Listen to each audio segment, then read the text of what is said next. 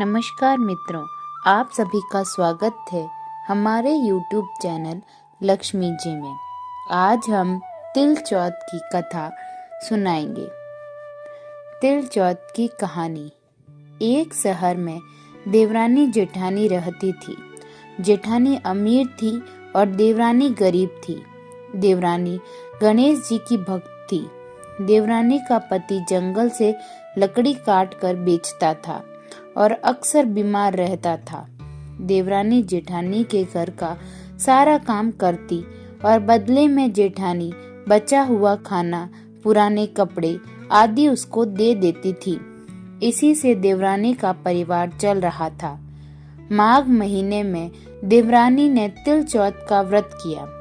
5 आने का तिल व गुड़ लाकर तिल कुट्टा बनाया। पूजा करके तिल चौथ की कथा सुनी और तिल कुट्टा छीके में रख दिया और सोचा कि चांद उगने पर पहले तिल कुट्टा और उसके बाद ही कुछ खाऊंगी। कथा सुनकर वह जेठानी के यहाँ चली गई। खाना बनाकर जेठानी के बच्चों से खाना खाने को कहा तो बच्चे बोले, माँ ने व्रत किया है और माँ भूखी है। जब माँ खाना खाएगी हम भी तभी खाएंगे। जेठ जी को खाना खाने को कहा तो जेठ जी बोले, मैं अकेला नहीं खाऊंगा। जब चांद निकलेगा तब सब खाएंगे, तभी मैं भी खाऊंगा। जेठानी ने उसे कहा कि आज तो किसी ने भी अभी तक खाना नहीं खाया, तुम्हें कैसे दे दूं? तुम सुबह सवेरे ही बचा हुआ खाना ले जाना। देवरानी के घर पर पति बच्चे सब आस लगाए बैठे थे कि आज तो त्योहार है, इसीलिए कुछ पकवान आदि खाने को मिलेगा। परंतु जब बच्चों को पता चला कि आज तो रोटी भी नहीं मिलेगी तो बच्चे रोने लगे। उसके पति को भी बहुत गुस्सा आया। कहने लगा, सारा दिन काम करके भी 2 रोटी नहीं ला सकती तो काम क्यों करती हो? पति ने गुस्से में आकर पत्नी को कपड़े धोने से मारा। धोना हाथ से छूट गया तो पाटे से मारा। वह बेचारी गणेश जी को याद करती हुई रोते रोते पानी पीकर सो गई। उस दिन गणेश जी देवरानी के सपने में आए और कहने लगे, दोने मारी पाटे मारी, सो रही है या जाग रही है? वह बोली, कुछ सो रही हूँ, कुछ जाग रही हूँ। गणेश जी बोले, भूख लगी है, कुछ खाने को दे। देवरानी बोली, क्या दूं? मेरे घर में तो अन्न का एक दाना भी नहीं है। जेठानी बचा कुचा खाना देती थी, आज वह भी नहीं मिला। पूजा का बचा हुआ तिल कूटा छीके में पड़ा है, वही खा लो। तिल कूटा खाने के बाद गणेश जी बोले, धोने मारी पाटे मारी, निमटाई लगी है, कहाँ निमटे? वह बोली, यह पड़ा घर, जहाँ इच्छा हो वहाँ निमट लो। फिर गणेश जी बच्चे की तरह बोले, अब कहाँ पहुँचूं? नींद में मगन अब देवरानी को बहुत गुस्सा आया कि कब से तंग किए जा रहे हैं, सो बोली, मेरे सिर पर पहुँचो और कहाँ पहुँचोगे? सुबह जब देवरानी उठी तो यह सब देखकर हैरान रह गई कि पूरा घर हीरे मोती से जगमगा रहा है। सिर पर जहाँ विनायक जी पहुँचनी कर गए थे वहाँ हीरे के टीके व बिंदी जगमगा रहे थे। उस दिन देवरानी जेठानी के यहाँ काम करने नहीं गई। बड़ी देर तक राह देखने के बाद जेठानी ने बच्चों को देवरानी को बुलाने भेजा। जेठानी ने सोचा, कल खाना नहीं दिया, इसीलिए शायद देवरानी बुरा मान गई है। बच्चे बुलाने गए और बोले, चाची चलो, माँ ने बुलाया है, सारा काम पड़ा है। देवरानी ने जवाब दिया, अब उसकी जरूरत नहीं है, घर में सब भरपूर हैं, गणेश जी के आशीष से। बच्चों ने घर जाकर माँ को बताया कि चाची का तो पूरा घर हीरे मोतियों से जगमगा रहा है। जेठानी दौड़ती हुई देवरानी के पास आई और पूछा कि यह सब हुआ कैसे। देवरानी ने उसके साथ जो हुआ वो सब कह डाला।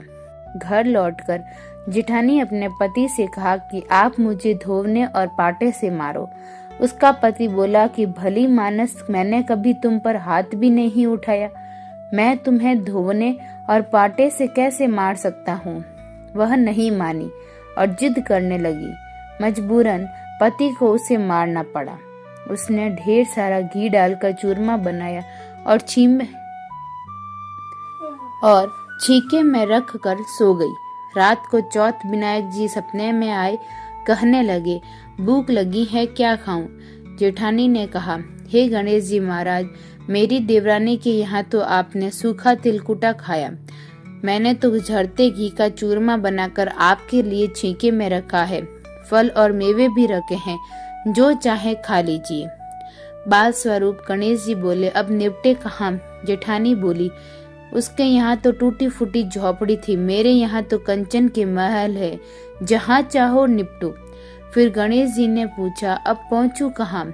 जेठानी बोली, मेरे ललाट पर बड़ी सी बिंदी लगाकर पहुँच लो। धन की भूखी जेठानी सुबह बहुत जल्दी उठ गई। सोचा घर हीरे जवाहरात से भर चुका होगा, पर देखा तो पूरे घर में गंदगी फैली हुई थी, तेज बदबू आ रही थी। उसके सिर पर भी गणेश जी गंदगी लगी हुई थी। उसने कहा, हे गणेश जी महाराज, यह आपने क्या किया? मुझसे रूठे और देवरानी पर टूटे। जेठानी ने घर और की सफाई करने की बहुत ही कोशिश करी, परंतु गंदगी और ज्यादा फैलती गई। जेठानी के पति को मालूम चला तो वह भी बहुत गुस्सा हुआ और बोला, तेरे पास इतना सब कुछ था, फिर भी तेरा मन नहीं भरा। परेशान होकर चौथ के गणेश जी से मदद की विनती करने लगी। गणेश जी ने कहा, देवरानी से जलन के कारण तूने जो किया था, यह उसी का फल है। अब तू अपने धन में से आधा उसे दे देगी, तभी यह सब साफ होगा। उसने आधा धन बांट दिया, किंतु मोहरों की एक हांडी चूल्हे के नीचे गाड़ रखी थी। उसने सोचा किसी को पता नहीं चलेगा, और उसने उस धन को नहीं बांटा। उसने कहा, हे श्री गणेश जी, अब तो यह अपना यह बिखराव समेटो। वे बोले, पहले चूल्हे के नीचे गाड़ी हुई मोहरों की हांडी सहित ताक में रखी 2 सुई के भी 2 हिस्से कर। इस प्रकार गजानन के बाल स्वरूप में आकर सुई जैसी छोटी चीज का भी बंटवारा किया और अपनी माया समेटी। हे गणेश जी महाराज, जैसी आपने देवरानी पर कृपा की, वैसी सब पर करना। कहानी कहने वाले, सुनने वाले व हुकारा भरने वाले सब पर कृपा करना, किंतु जेठानी को जैसी सजा दी, वैसी किसी को मत देना। बोलो गणेश जी महाराज की जय, चौथ माता की जय। आप हमारे चैनल पर नए हैं तो चैनल को सब्सक्राइब करना ना भूलें। धन्यवाद।